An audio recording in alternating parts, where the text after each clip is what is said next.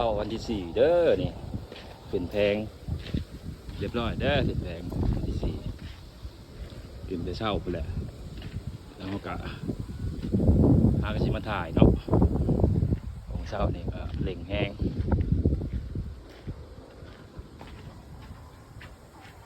ตอนนี้กำลังต่อสีนัวต่อแล้วสีนัวเนาะทาสีอยู่นี่ตัวนี้ก็ขาวต่อแล้วเรียบร้อย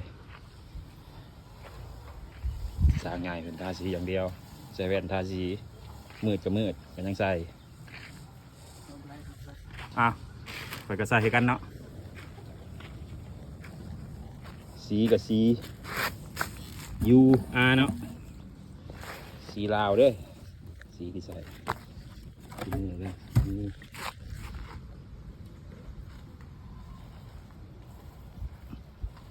สำหรับลูกค้าท่านใดสนใจติดต่อหาเด้อ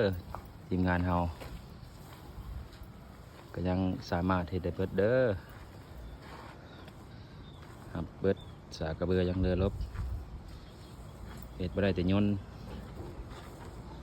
นี่เฮ็ดบ่ได้เนี่ยพวกแก้วเด้ออลูมิเนียมนี่เอายังบ่ทันได้เฮ็ดเถื่อเด้อเอากะสิหาเฮียนวิชาเฮ็ดอยู่ตอนนี้ก็กำลังสิศึกษาเด้อ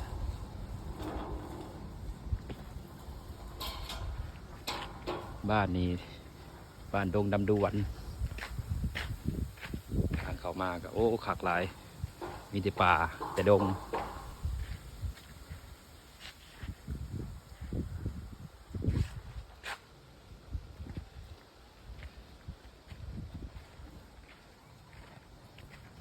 สำหรับใครนี่มีพี่น้องทาง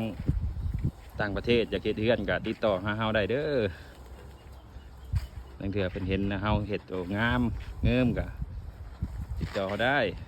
มีเด้อเท่าหนึ่งเพิ่นมาแต่สหรัฐเ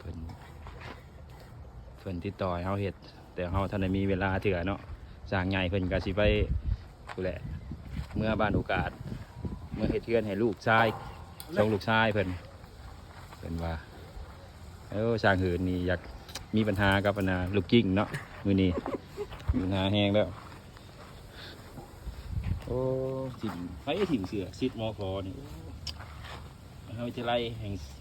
ชาติแห่งสวรรณเขตมอคอแปลว่ายังหืดมอคอเนี่ยเมียเขาเมียเขาเมียเขาโอ้ง่าย